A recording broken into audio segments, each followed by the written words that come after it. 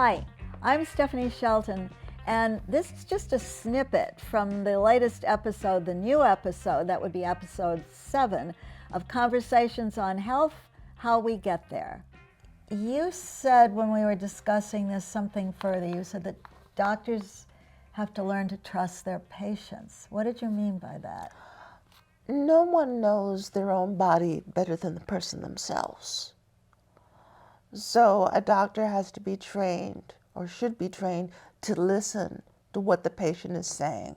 The patient may not know how to articulate it in medical terms, but what they're saying, if he can make the patient relax enough in that 15 minutes, relax enough to say how they truly feel, he must be able to interpret that. But a patient can say, you can say, I just feel this knot in my stomach all the time, and not brush it off as nerves. So that's, they have to trust their patients for the patients to know their body. So basically, if the patient feels that something isn't normal for them, the doctor needs to listen because it isn't normal. Right. It isn't for them, and it may turn out to be something that's harmless, but it is something that is part of the physical person. And we do have senses for a reason. It's one of the reasons we feel pain to tell us that, something isn't quite right.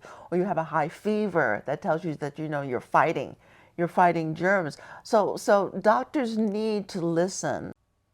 That's Dr. Lisa Layne, and it's kind of hard to characterize her because she's worn so many hats.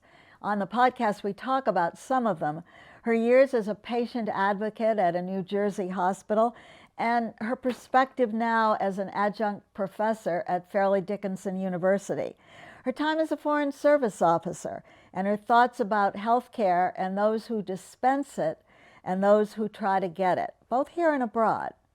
The full episode drops on Friday, that's March 24th. I hope you enjoy it on all the usual platforms.